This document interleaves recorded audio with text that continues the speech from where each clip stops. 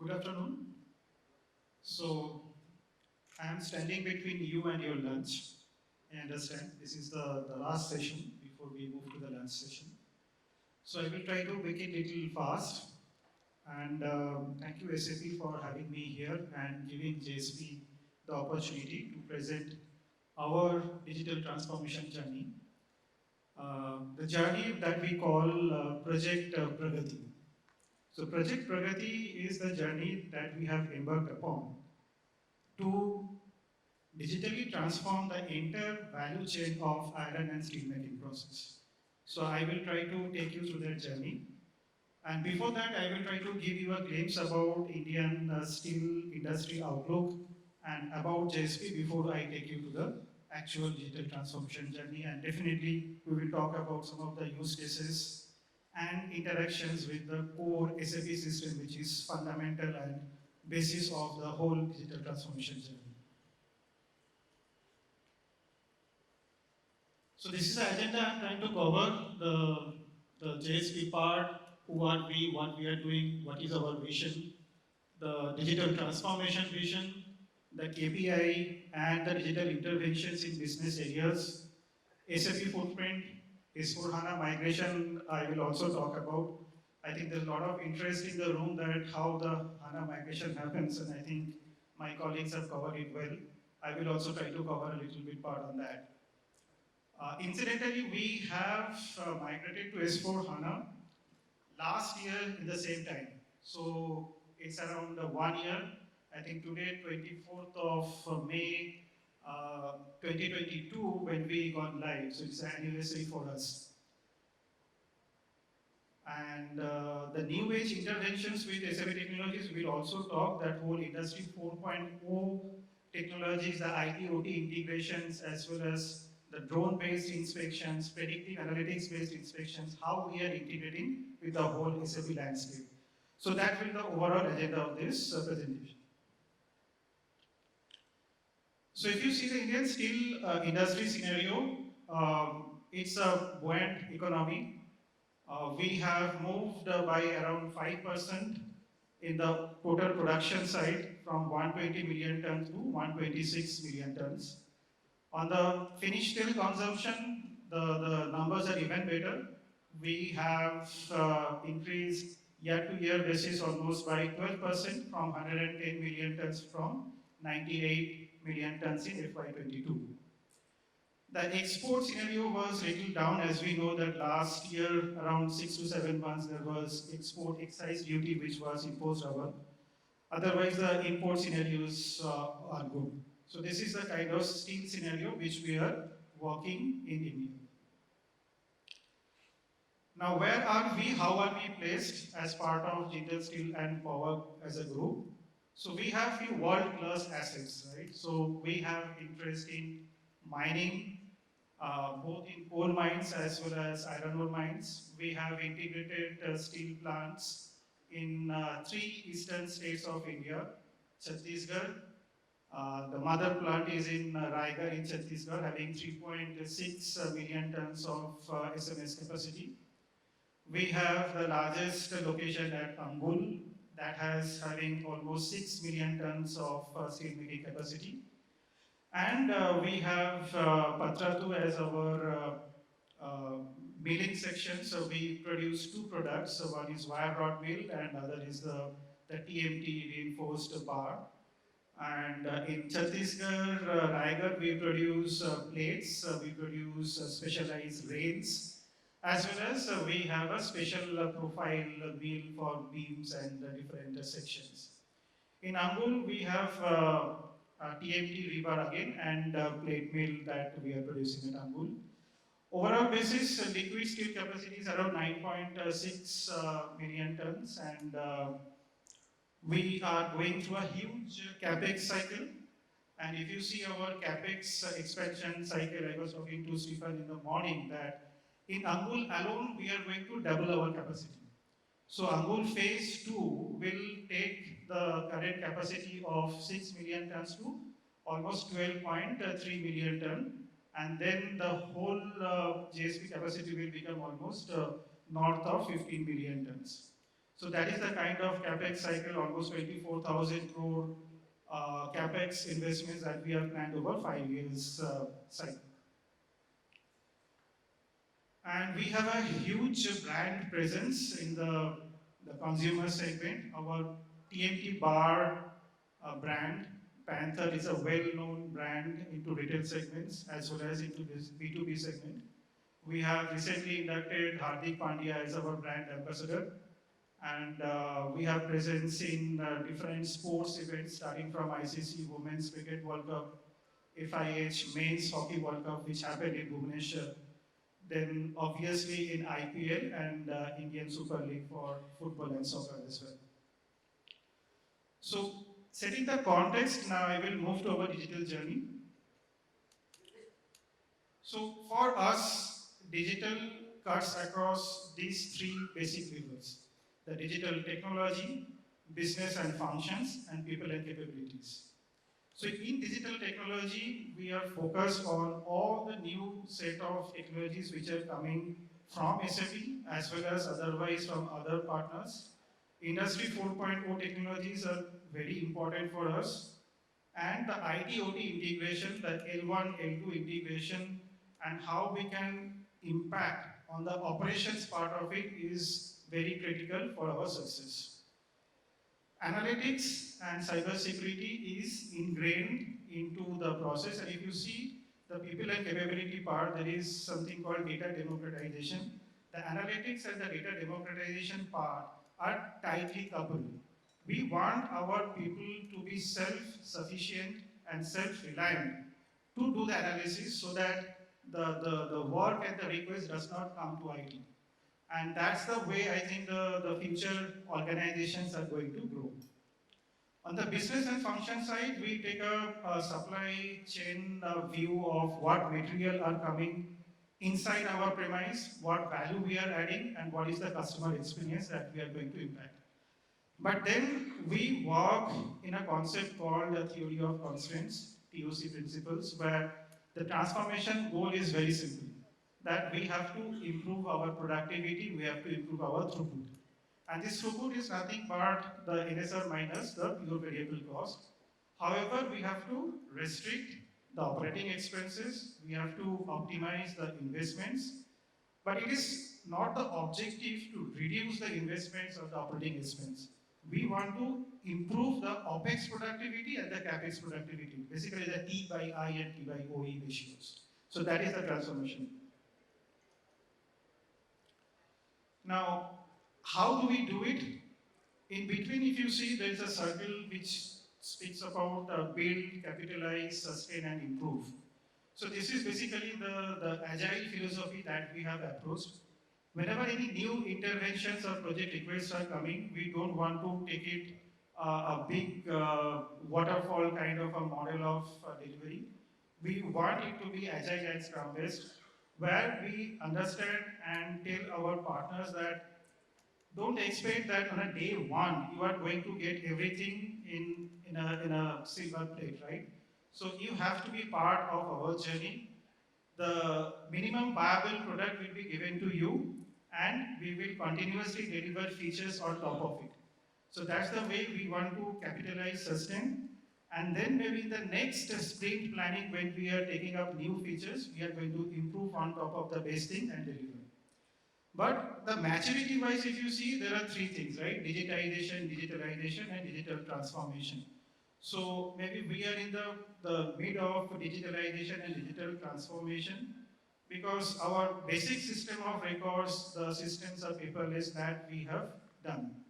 In some of the places, we are going through the digitalization where we are trying to improve the productivity of a specific asset, specific process. In some cases, the processes we have integrated end to end, and that's where we are seeing that from the end to end cycle perspective, how can we improve the throughput. On the left hand side, if you see the procurement excellence, yes, SAP is a core part here. Operational excellence, partially, but we are actually going to do a lot of work this year. As well as the customer experience part, we are going through a CX transformation. And I really appreciate the way my AMS colleagues have talked about the AVC, CPQ, the whole MTO based concept. So we also want to go into that mode of journey. And definitely the functional excellence, whether it is logistics, finance, and HR. And I think for any of the steel companies, it is definitely we are a steel player, but we are more of a logistics player. Because if I produce 100 ton of steel, maybe we are transporting at least 3 to 4 times of that steel material in form of raw material, in form of pellet, intermediate, in form of finished goods. So the logistics and supply chain becomes very, very important. Now this is a very important slide where we are talking about the whole impact areas and the whole value chain where we are going to digitally intervene and support business. So procurement excellence, PR2PO TAT reduction, right prices discovery with the help and support of big data analytics. On the operations excellence side, mining and logistics, we want to improve the get in to get out process of TAT reduction. So I will be very happy to share some of the data with you. In some of our mines, we have reduced the TAT by 30 to 40% because of the all digitalization that work that we have done. And in some cases, we have become the choice of the transporter because it is also important to understand that the logistics is supported by the transporters and who are equally responsible for the material delivery, right? So we are becoming the choice of the transporter because their vehicles are not stagnant. Their vehicles are moving every time. And that's what everybody wants, right? There is no asset which should be idle. In iron making side, we have started some of the interventions to improve the fuel rate, energy optimization. This is in line with the sustainability practices. So we want to see that in a blast furnace, how can we help through AI and ML technologies to reduce the carbon footprint. Let's say when we are talking about the carbon footprint, the coking coal that we use in blast furnace, if it can be reduced by 1 to 2%, and I have some numbers in my mind. So currently we consume anywhere between 340 to 360 kg per ton of hot metal. And if that can be reduced by 2%, it's a huge carbon footprint reduction. And we are actually working with some of the partners to understand that the golden recipes that has been used in the past, that has been done by some of the experienced operators, right? Can we tap that knowledge and based on the kind of raw material that we are using in the blast furnace, how can we optimize the set points so that the carbon intake or the footprint reduce in some of these processes? In the steel making side, definitely the improvement throughput per hour, the oxygen quantity optimization, the in-farm power, all those use cases we are working. In the mill side, I will talk about the predictive analytics-based maintenance, which has helped us to improve the uptime of our equipment. Drone-based inspection is one of the use cases I will quickly cover, maybe in the subsequent slides. And the customer experience improvement, sales and distribution, I think a lot of work we are about to start in the mill to market transformation, where our objective will be to improve the margin and volume, as well as improve the sales force productivity, which will be tightly coupled with the OTIF improvement, on time in full KPI improvement. So the KPIs I have already explained, the throughput, investments and operating expenses that we want to optimize. However, for any IT department, I think user experience is one of the intangibles which we need to measure, and we have to see that how we can improve the user experience without compromising the safety and without compromising the ESG goals. So that has to be taken care into the business. So this is kind of a SAP evolution at JSP. We have started in the year 2002 with a very simple system with the Sun server. Then we moved to 2006 in a SAP ECC 6.0. 2008 we have done a re-implementation. 2010 We have upgraded our hardware, moved to IBM platform, and into 2022, we landed into SAP S4 HANA journey. And I can very well understand when my M&S colleagues were talking about the team and the people capability that is required to make this thing successful. So our partner was EY during this journey. And initially when we went to our business saying that, see, a lot of data, right? And it is going to take 70 hours of downtime. So business was not ready because they said that, okay, you can do anything, but then you cannot stop dispatch because dispatch is the way we realize our revenues. So we again went back to our drawing board, worked with our business partners, internal, external, and found out a very innovative way of reducing this 70 hours to 55 hours. Still, it was not acceptable. Then we again gone back to our drawing board and come back with a solution which we say that maybe 3 hours and then subsequently 12 hours, 15 hours max that we want to take. So how did we do that? What we have done the day of the cutover, we refreshed our quality server with the production data and then take a small downtime of 3 hours. And once the migration started from the production server to my new SAP S4 HANA system, because based on your database size, it will take 30 hours, 40 hours, and then there are so many other application related checks they have to do. It generally takes 50 hours. You cannot really squeeze that. But what we have done with the business users is like we have given the quality server to them, restricted the number of users, restricted it to the only those people who are responsible for dispatch. And we have said that you have to give me a commitment that how many dispatches you want to do in these 3 days or in these 2 days. So we will be able to regularize that data from the quality system to the production system. So it is very easy to say, it is a very difficult task to do. I understand and I can appreciate the way you are reacting. I had the same experience. If you ask me that whether the journey really went well, I would say more or less. Maybe we haven't made the expectation of our business users, but then from the organization perspective, if you see that 70 hours downtime maybe has reduced to around 50 to 20 hours downtime. It's a huge savings. So that we have done. And we have made a lot of automated scripts and we have a fantastic team internally, fantastic ABAP developers who have brought up those scripts which can regularize those limited set of data from the quality system to the production system. So that is the way we have done it.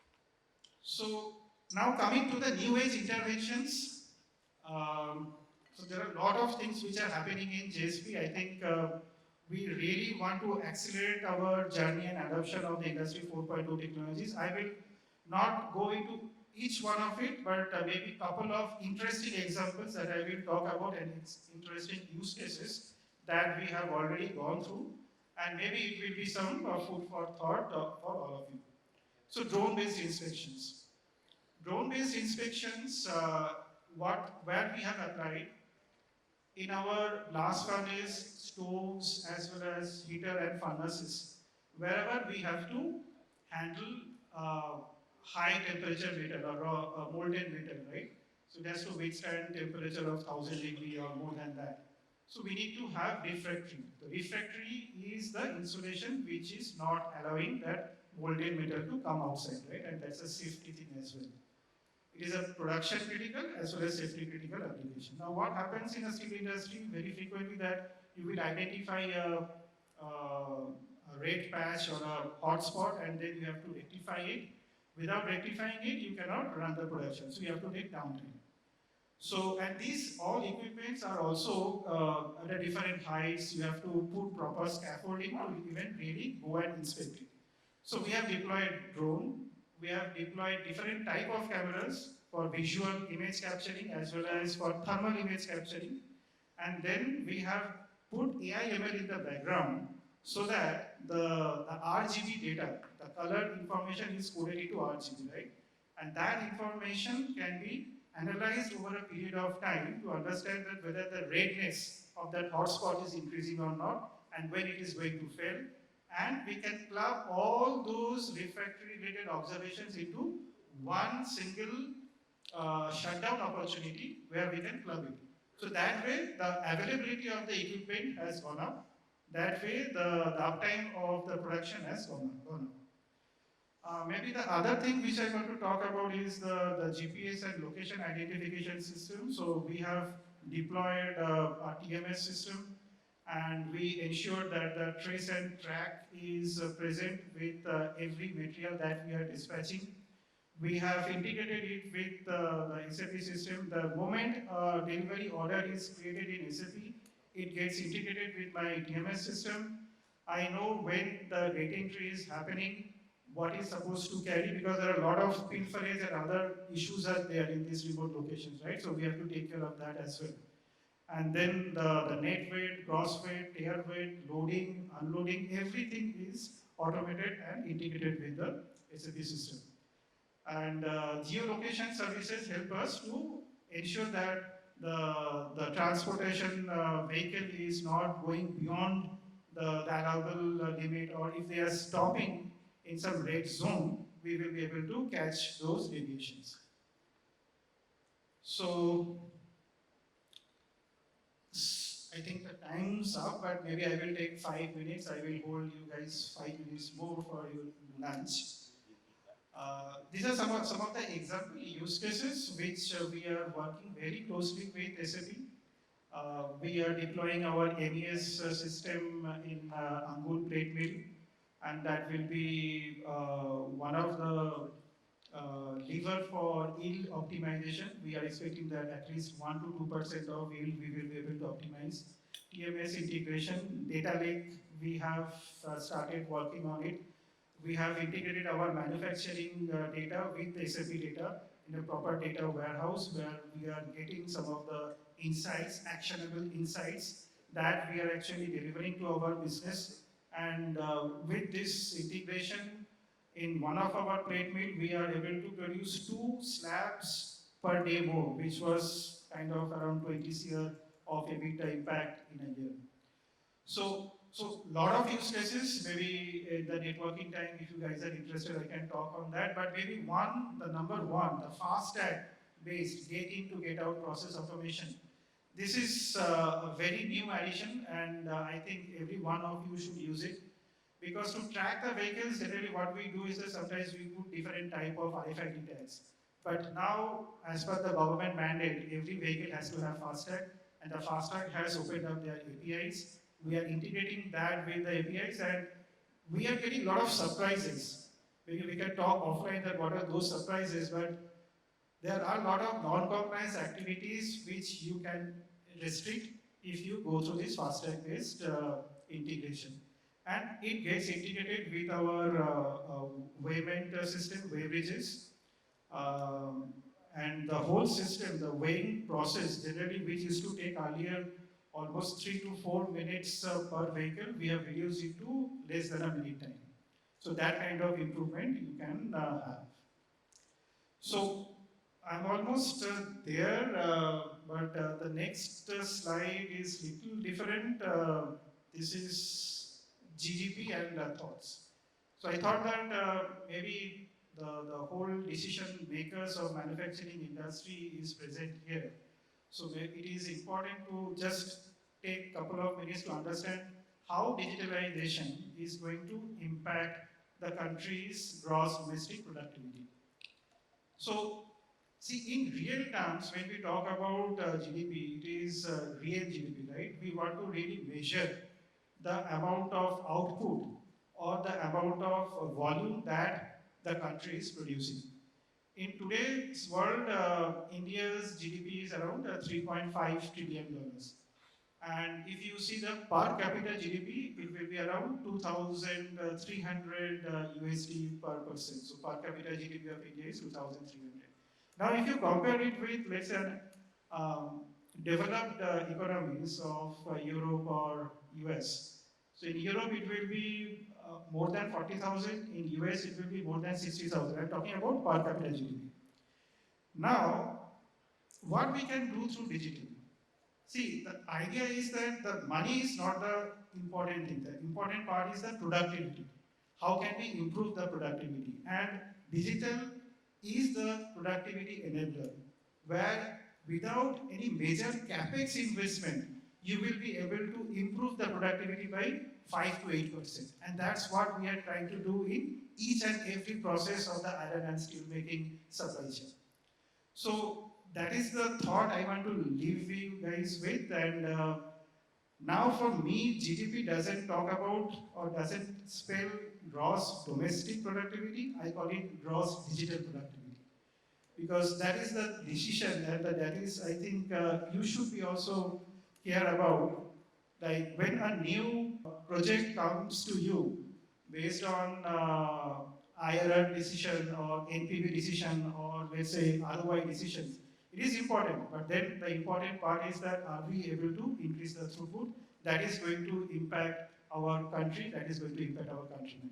So with that, I will conclude my session. This one slide, one video, which is there. I just want to